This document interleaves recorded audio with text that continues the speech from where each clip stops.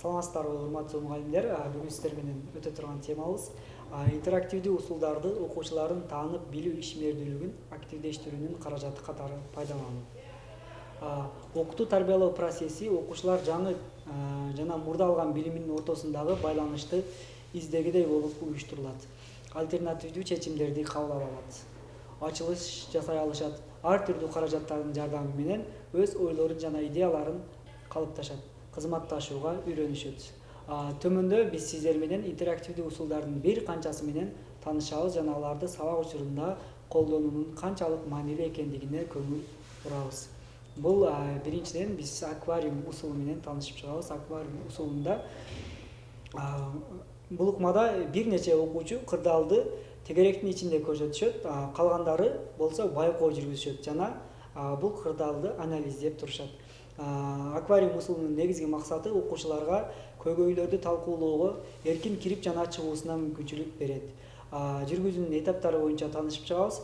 Эң биринчи этапта окуучулар мугалим менен бирдикте эки тегерек уюштурушат. Ал эки тегерек сырткы жана ички тегерек болуп эсептелинет. Сырткы тегерек байкоочу, ал эми ички тегеректе болсо биринчи этабы окуучулар мугалим менен бирдикте эки тегерек уюштурат. Бул эки тегерек сырткы жана ички тегерек болуп эсептелет. Биринчи сырткы тегеректе окуучулар байкоочулар болот, ал эми ички тегеректе активдүү катышуучулар катышат. Экинчи этапта ички тегеректин мүчөлөрү мугалим койгон суроону талкуулоого активдүү катышышат. Калган окуучулар байкашып турат да, качан гана бирөөнүн пикири кызыктырганда алар талкууга катышышат.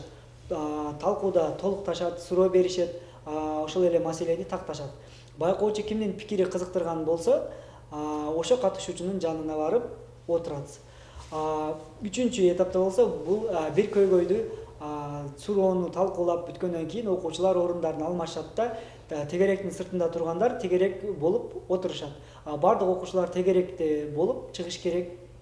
Үчүнчү этапта бир көйгөйдү талкуулап бүткөндөн кийин окуучулар орундарын алмашат, тегеректин сыртында турган окуучулар тегерек болуп отурушат.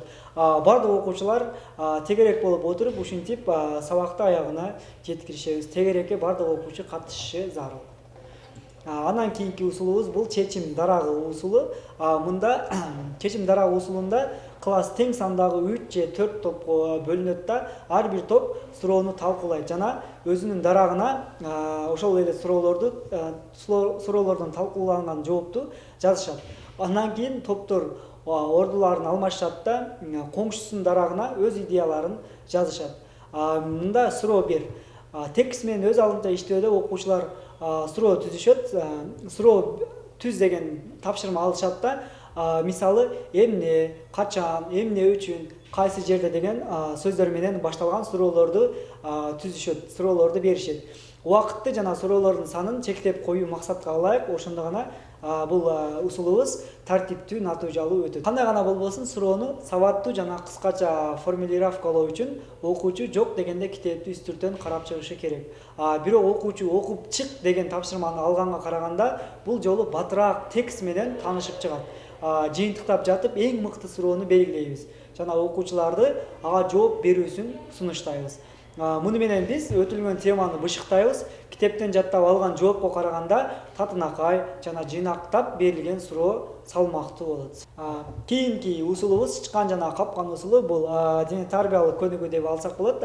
Мында бардык катышуучулар айлана болуп турушат да, колдорун кармашып бири-бирине жакын турушат. Алып баруучу ортодо болот. Анын максаты ар кандай жол менен капкандан чыгып кетүү, тешикти алып чыгуу, оюнчуларды жылдырат, бирөөнү ынандырат. Бирок кандай болбосун ошол кырдаалдан, ошол айлана тегеректен чыгуусу зарыл болот. Кийинки усулубузда дене тарбиялык көнүгүү болуп эсептелет. Бул усулубуз чарчоону алып салуу деп аталат. Бул үчүн көрсөтмө бутубузду кенен коюп, тизебизди бир аз бүгөбүз да, денебизди. Бул усул үчүн көрсөтмө бутуңарды кенен коюп, тизеңерди бир аз бүгөсүңөр, денеңерди бүгүп, колуңарды бош эркин түшүрөбүз дагы, манжаңарды жазгыла, башыңарды көкүрөккө чейин ийгиле. Акырын алды артка эки жака чайпалгыла да, эми башыңарды, колуңарды, бутуңарды, денеңерди бир аз силкигиле. Силер чарчооңорду силкип жибердиңер. кичине калган болсо, эгер чарчооңуздар өзүңөрдө кичине калып калган болсо, дагы 1-2 жолу ушул оюнду кайталайбыз дагы, маанайыбызды деле көтөрөбүз, чарчообузду дагы алып салабыз, сабагыбызды натыйжалуу өткөрүүгө бел байлайбыз. Көңүл бурганыңыздар үчүн рахмат, саламатта калыңыздар.